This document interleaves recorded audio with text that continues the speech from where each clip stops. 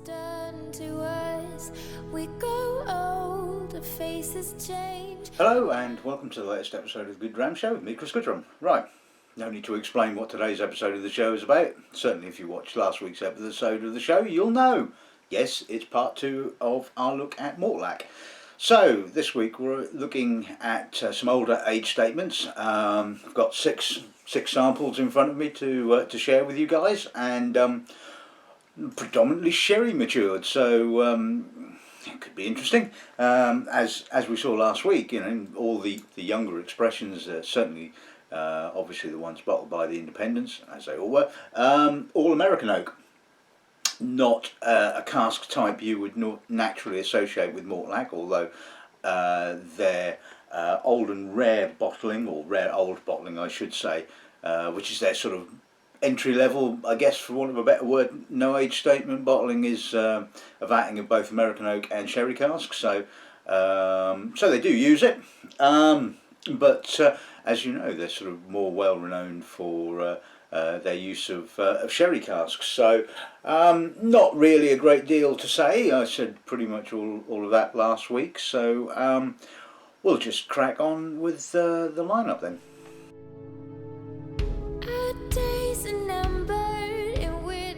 Okay, so we're going to kick off today's tasting with the one and only bourbon cask bottling that we have. This is a Hunter Laing Old Malt cask bottling, 18 years old, distilled in June of 1995 and bottled in July of 2013 at 50% as per usual. Then we're going to move on to the sherry casks. The first bottling is an AD Rattray 19-year-old. It was distilled in 1990 and bottled way back in 2010. So yeah, it's a bit of an archive dig, that one. It was well, I believe a refill sherry cask, cask number 5950, bottled at 58.6%, so hopefully that's still alive after all this time, a little sample. And then we're going to move on to another sherry cask, this time a 22-year-old, bottled in the Douglas Laing Xtra Old Particular range. This was distilled in September of 1992, bottled of December 2014, and was bottled at 57.1%. So, could be interesting. Then we're going to move on 1 year to a 23-year-old. This was bottled by Mackillop's Choice, a single sherry butt of numbered 5887. It was distilled in August of 1991 and bottled in January of last year, 2015. So, a relatively recent bottling. And then we're going to look at two of the distillery bottlings. Now, I mean, I kind of wondered where to sort of put the no age statement, this one, the old and rare old bottling, seeing as it's obviously a vatting of younger and older spirits, probably more younger than older. I thought, well, I could do it at the beginning, but then I'm starting off with the bourbon cask, so I just thought I'd just stick them both at the end. So so the penultimate bottling we'll be looking at, like I said, is the distillery bottled Rare Old, bottled at 43.4%. And finally, hopefully this should be the pièce de résistance, but you never know with these things, the Mortlach 25-year-old.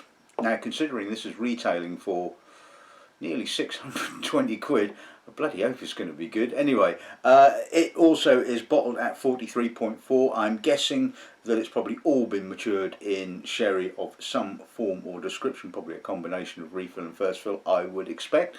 And when you think that the Xtra Old Particular and the Mackillop's Choice, almost as old but probably retailing for half the price, I would have thought, when they were released, it's got something to live up to. So anyway, that's this afternoon's little tasting, so let's begin with the 18-year-old then. We can go on an adventure. Okay, so let's start with the baby then, shall we say, in relative terms, I hasten to add. Anyway, so let's see what the nose gives us. kind of picking up from where we left off last week. It's got a nice balance between the sort of, as we found with the as we got to the sort of the 13 and the 16-year-old Mortlach, it became sort of richer, a little bit more full-bodied. This has got that sort of weight, that sort of full, weighty, really lovely barleyed character. A little bit of dustiness, but some lovely crisp, fresh white fruits, some citrus, some nice, full, weighty oak character, but all the while that citrus note is really kind of lightening and balancing this up, and it's allowing the sort of the barley to sort of, you know, just sit slightly above the oak and the richness. Yeah, it's getting quite creamy now. And so the oak is now starting to kind of like push its way through, but it's got a lovely perfume to it, really elegant, lovely. And it's got some nice maturity as well. It's not incredibly old. I mean, some whiskies can taste incredibly old when they get to about 18 years old. This just seems to be about right. It's just absolutely pleasant. You know, lovely bottling. Palate.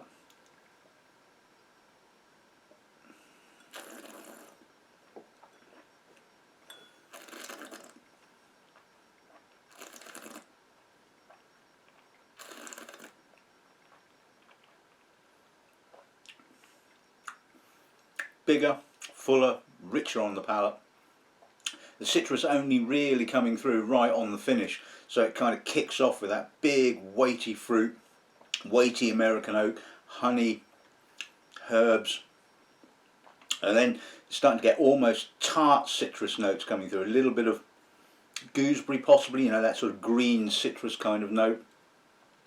All the while that sort of, you know, robust barley, apricot kind of rich fruit is all still there, but you know, the citrus really balances that up nicely. It's a little bit dusty on the end. There's a little bit of tannin. It's drying a little bit, but that is absolutely fantastic. Sort of just a classic weighty spirit with balancing citrus and little bit of minerality kind of wrapped up in that. So yeah, lovely start.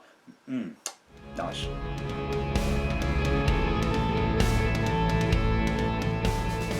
Okay, so let's move on to the 19-year-old. Let's see what the nose gives us on this then, shall we?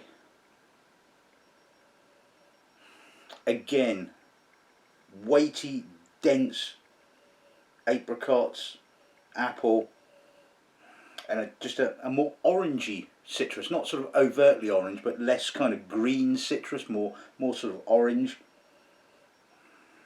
There's a little bit of sherry sweetness, a little bit of what appears to be sort of sherry herbal notes. Again, it's quite tight. The alcohol's obviously sort of, you know, adding to that. I mean, it's bottled at 58.6. I mean, not really enough there to put a little drop of water with, so we'll just have to make do with tasting it neat then. Lovely, bright, fresh. The sherry is very, very subtle. It's just kind of adding a little bit of sweetness at the edges, and that little bit of herbalness. Lovely. A little bit of vanilla coming out now. It's quite oily, you know, quite sort of natural. Less mineral than, say, the old malt cask bottling. Palate.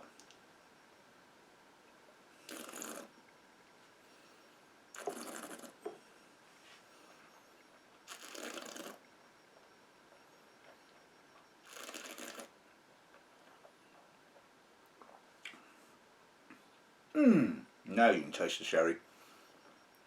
Big, malty, rich, dark, treacle, toffee, coffee. Really dry and quite tannic, but it's got some lovely juiciness to the sort of like the dried fruit, which is kind of just about offsetting the tannins. Yeah, slightly mouth-watering on the finish as the tannins do kind of subside and the citrus note kind of lingers on. Very dark. This is kind of more like sherry matured Mortlach that I certainly remember tasting from a number of years ago. Quite coffeed, quite elegant, but beefy and rich and robust, I think is the word I would tend to use. So yeah, really nice, lovely. I love these kind of whiskies that sort of like, you know, you sort of get the aromas and you think it's going to be one thing and you sort of taste it and suddenly completely different. You know, it's always a bit of fun, as they say.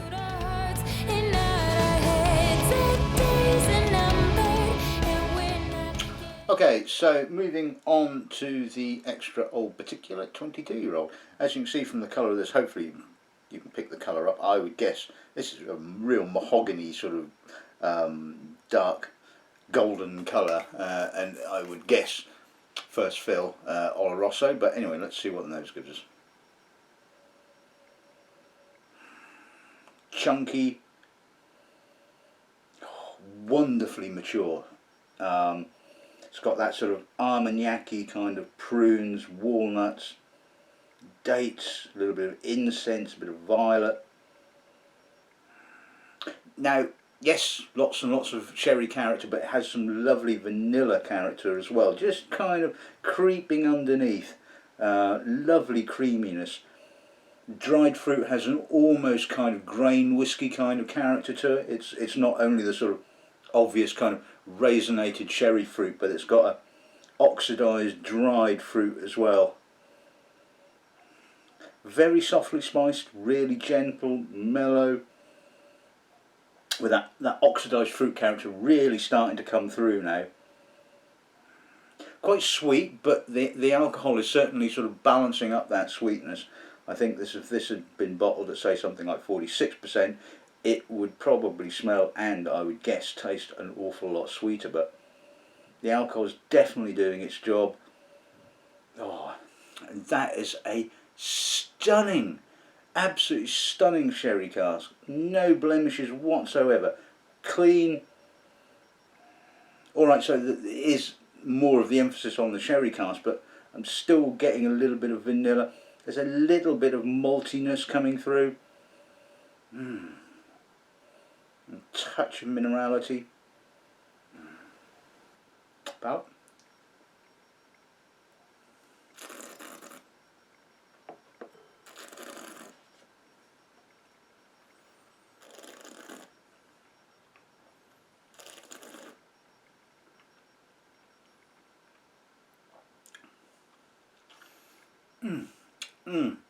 Oh, beautiful, chocolatey, dusty, dry, spicy finish. A little bit of tannins that are just sort of drying out, as kind of emphasised by the alcohol, but the weight of fruit, the sort of like the dark, malty, treacle, molasses,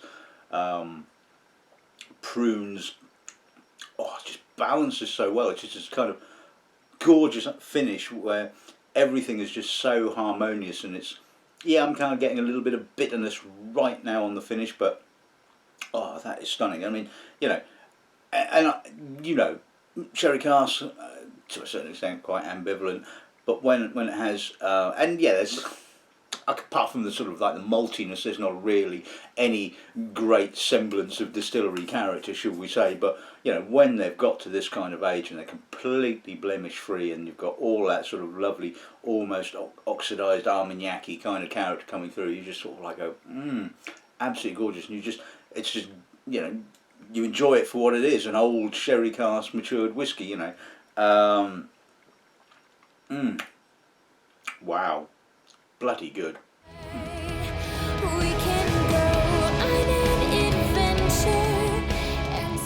And moving on to the 23-year-old Mackillop's Choice. Let's see what the nose gives us on this then, shall we?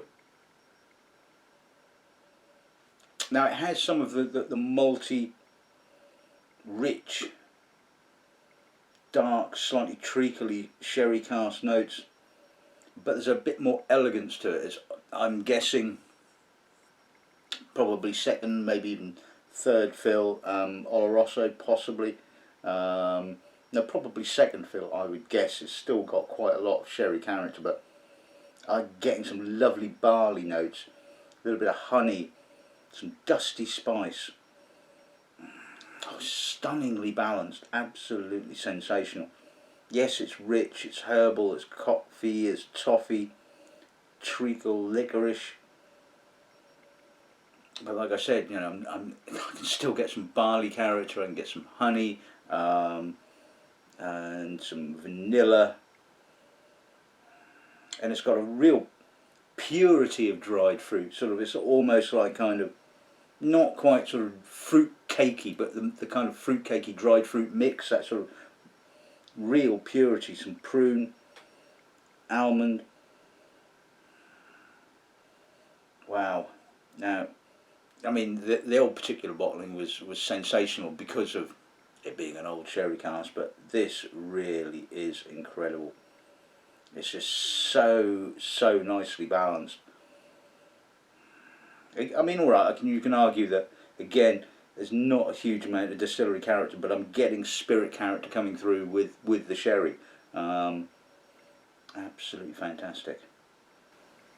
Palate.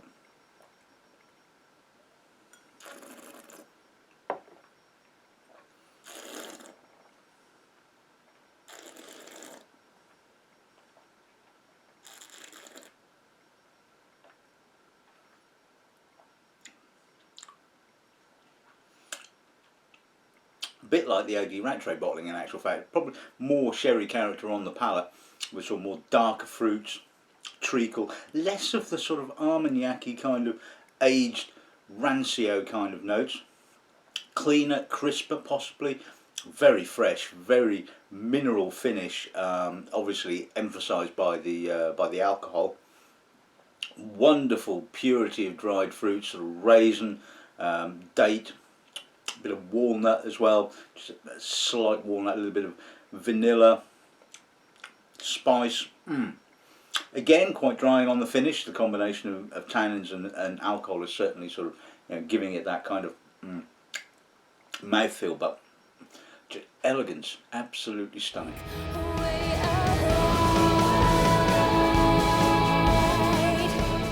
Okay, so on to the first of the two distillery bottlings. Well, they've certainly got something to live up to. I mean, so far, you know, from tasting all the single cask bottlings of Mortlach, it just, you know, goes to show that Mortlach produces some very good spirit. I know, sort of in the late 80s, like a lot of distilleries, there was underinvestment. There was far too many, shall we say, less than perfect casks. I mean, I've tasted some rather sulphured Mortlachs from the that were distilled, should I say, in the mid to late 80s, but certainly on the evidence of today's and last week's tasting, some stunning stuff. Anyway, let's see what their old and rare and old, yeah, rare and old bottling gives us then, shall we? Quite oily again. It's actually really nice. I think it's more American oak. Certainly, I'm getting that kind of robust fruit, apricots, with just a sort of a little bit of sherry cask just kind of hovering in the background. Sort of has a feel, again, a little bit like the AD Rattray bottling. And this is always the thing with vatting both American oak and sherry cask together. It then comes across as being sort of aged in refill sherry, you know, because the sherry is relatively supple and subtle, I should say. Some lovely dried fruits, quite perfumed in actual fact. A little bit of incense, sort of almost hyacinth-like notes, sort of that kind of slightly perfumed-y kind of floral note. But behind it there's some nice chocolatiness, some maltiness, some weight, some oily barley character. Do you know what, for about 45 quid, I think this is what this retails for. It's just, you know, not bad at all. Certainly I think it's going to give something like you know, the Dalmore run for its money, or mind you, I think Dalmore's a little bit more expensive, or certainly the Mackillop Gold, which I didn't like, although I've not tasted it for quite a long time. Yeah, a little bit of green citrus fruit, a little bit of gooseberry kind of coming through now, a little bit of green gage. Lovely. Palate.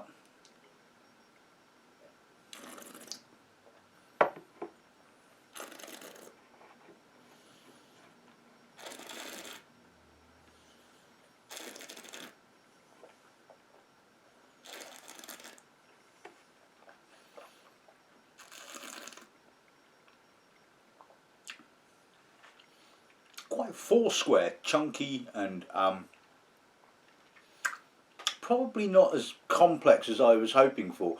It's a little bit more sort of burnt, not burnt, toasted caramel, toasted toffee oak character, and some quite big, weighty sherry cask notes kind of coming in. It's all gone, you know, it feels like almost an explosion on the palate, which is not a bad thing. It's got some great intensity, some nice dried fruits, some vanilla, a little bit of licorice, soft spice.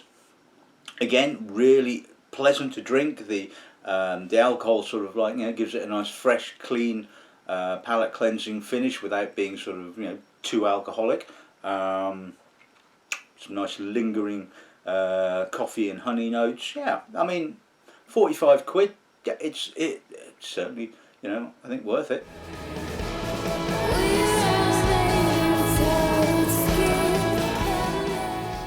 And finally, onto the £600 25-year-old. Let's see if this is worth the price tag then, shall we? Obvious, mature, Oloroso, lightly Armagnac-y, lightly pruny, walnut, but it's got a load of citrus in it, sort of tangerine, orange, almost kind of marmalade-y, sort of conserve kind of like, a little bit of syrup. Again, just really amazingly well balanced. Like I said, I'm guessing a combination of, you know, first fill and refill casks have gone into this. I just got a lovely vibrancy. I mean, it actually smells a little bit younger than, say, the Xtra Old Particular, although it's 3 years older. But then, you know, 3 years, what's that in whiskey terms in reality? A little bit of wood smoke, some dark chocolate, spice, licorice, fruitcake. I mean, it's just one of those sort of whiskies where you just keep sticking your nose in and something new is kind of coming up. It's a little bit herbal now, with that sort of getting a little bit more refill sherry notes as it kind of sits and settles. You know, the sort of more heavier sort of first fill notes kind of slightly drop off, and I'm getting more refilly kind of notes. Even a bit of vanilla. Not a huge amount of distillery character. Wasn't expecting a great deal, to be frankly honest with you. But you know, as old or mature sherry matured whiskies go, this is pretty fabulous. And yeah, certainly comparisons, I think, quality wise with Macallan. I think the distillery would like to hear me say that. Yeah, a little bit of cold tea now. Tea leaves, sort of Assam possibly. That's a great nose. Absolutely fantastic. Palate.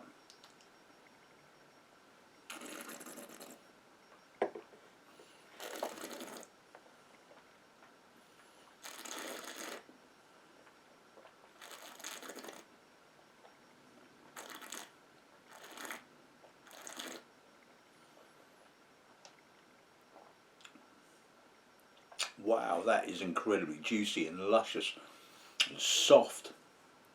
Oh, that finish is wonderful. Some lovely combination of sweet and slightly bitter spices. Again, a little bit more sort of cherry character on the palate, a little bit more sort of dried fruits, the dates, the walnuts, but again, it's got that lovely sort of citrus balancing note, and minerality as well, which certainly kind of comes through on the finish. Very, very long, real vibrancy to it. It's not just a sort of like an old sherry cask whiskey. It's got some lovely vibrancy, some, you know, intensity. Oh, that finish is just absolutely wonderful. Really long, really juicy, blemish free, absolutely no sulphur whatsoever. So great selection of casks by the distillery. Yeah, that is very, very good.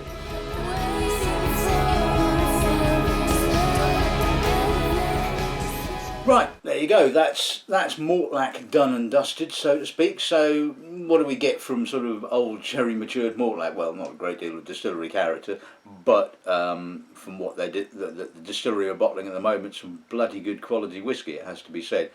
It's debatable as to whether the 25-year-old is really worth 600 quid. It's debatable as to whether I would take that over, say, the Xtra Old Particular or the Mackillop's Choice at half the price. They all have their merits. I mean, the 18-year-old. I mean, the 18-year-old, Old Malt Cask bottling, really, really nice. I mean, I don't know what that was going to retail for at the time, but I'm guessing you're looking at sort of about 70 or 80 quid. So, and certainly worth the money. The AD Rattray bottling, yeah, really nice. Had that kind of, like I said, that classic kind of like, really elegant, sort of quite refilly sherry sort of nose, and then the palate weightier, deeper, and obviously the Xtra Old Particular and the Mackillop's Choice, quite interestingly different. The Xtra Old Particular obviously being sort of more first fill Oloroso character, richer, treaclier, darker, denser. Maybe you could argue that there's a little bit more of a lightness of touch to the Mackillop's Choice, a little bit more elegance possibly, but certainly the Xtra Old Particular bottling was very good, and you can't sort of knock the power and the weight of that. And the two distillery bottlings, like I said, it's debatable as to whether the 25-year-old is really worth 600 odd quid, and it's a question of sort of, if I had £600 to spend on a bottle of whiskey, would I buy a 25-year-old Mortlach? Probably for me personally, the answer is no, I wouldn't. But then other people could be completely different. People that sort of like love Macallan and those types of whiskies probably wouldn't think twice about shelling that sort of money out for that type of whiskey. But all I can say is from tasting it in the glass, very, very, very good spirit. So there you go. Right, well there you go. That's Mortlach in the bag. I hope you've enjoyed this week's episode of the show. Next week will be a very, very special episode of the show. It will be, yes, you've guessed it, it's World Whisky Awards times again. And obviously it was the Old Pulteney 1989 that was World Whisky of the World Whisky of the Year. I can't speak now after drinking too much Mortlach. So it's nice to see a Scotch whisky take home the top prize, because it certainly had some very, very tough competition. I mean, the Hakushu 25-year-old certainly sort of pushed it, I think. I mean, from memory, the Pulteney was my favourite. It certainly was the one that I gave the highest score to, and it was just a shade higher than the Hakushu, but the Hakushu was quite a big sherry monster. But anyway, so next week we'll be looking at some of the winners, and I then have got another couple lined up. I've certainly got an Aaron episode of the show that I'm planning to do with regards to the new release of the 18-year-old, and I shall be doing a comparative tasting between the 12, 14 and 18 with a couple of specials, which should be interesting. And then then we've got a few more lined up. It seems to be one of those periods of time where I've got about half a dozen kind of all backed up and waiting to go. So anyway, that's enough waffle. I've done all the tasting for today. I hope you've enjoyed this week's episode of the show. I hope you've enjoyed this look at Mortlach, a really interesting distillery. So all that's left to say is good dramming and good afternoon.